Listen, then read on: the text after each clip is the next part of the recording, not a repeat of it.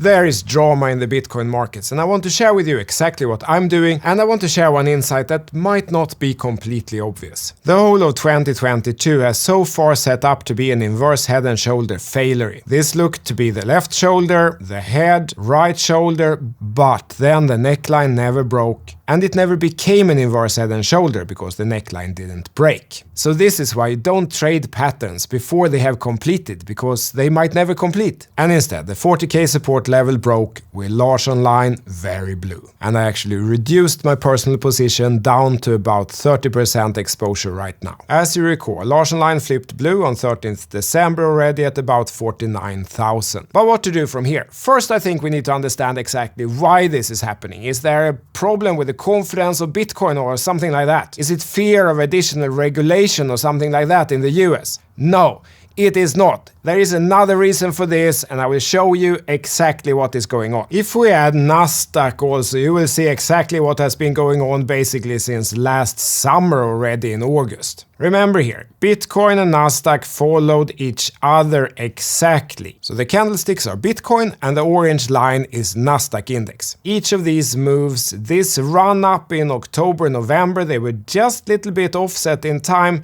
but basically the exact same moves.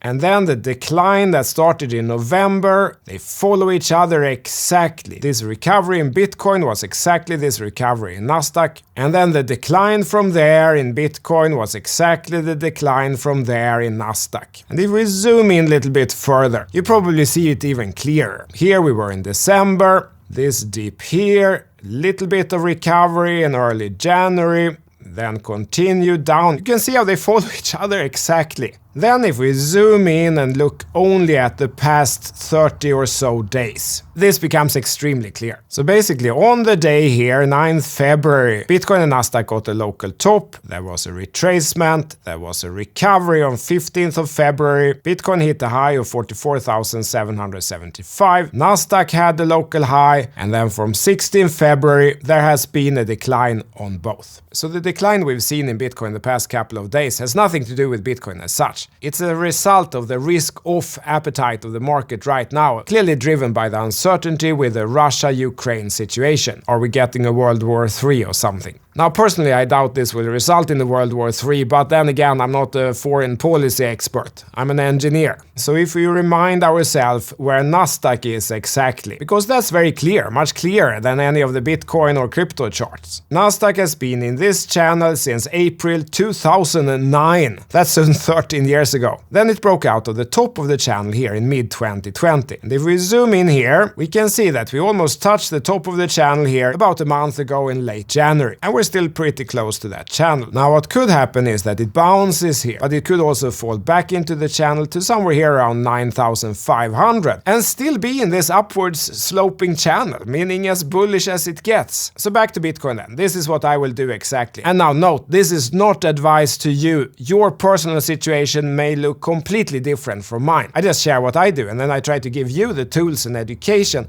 to be able to take these kind of decisions yourself based on your own personal situation. One possibility is, of course, that the World War III panic has already ended, and that this support here that held 3 times on January 31st, February 2nd, February 3rd, will hold a 3rd time today, February 22nd, and that we bounce from here. Second possibility is that we're back to the scenarios that we talked about early January, that this is a simple range, that we're due to sweep the bottom of the range, and that we will try to liquidate some people that short the breakdown here, and then a bounce back into the range. Then a third possibility is that that's not enough to spook people, that too many people talk about buying this level, so it's not enough to scare off the last bull, but that we have to break down even the 20k level for the last bull to capitulate before we can finally resume an upwards trend. So that's a lot of scenarios, but which one is it? I don't know, and neither does anyone else, except maybe Putin. Maybe ask him, because as I showed, short term, this has nothing to do with Bitcoin. If we look at Bitcoin over a 12-year period, there is no connection to Nasdaq or anything else. But short term it is. And the good thing for me is that I don't need to predict the future. I don't need to know what mood Putin is going to wake up in tomorrow. I just follow my process. And the process says that large online turned down, turned blue on the 13th December at 49,000. And it's still down today. And while it's down, I certainly don't try to catch catch knives in the middle of the range. If we do get to the bottom of the range, I might make an entry attempt here, of course with stop loss below, and same if we would ever get to the 20k level. If neither of those happen, and if we instead bottomed already and we begin moving up from here, at one point the trend will be back up again. If I'm lucky, maybe around exit level at 49,000, maybe a little higher, maybe a little lower. If we're gonna go to 100,000 and beyond, it doesn't really matter to me exactly where I re-enter here, because I know for sure that we can't go to 100,000 and beyond with a trend down. It's mathematically not possible.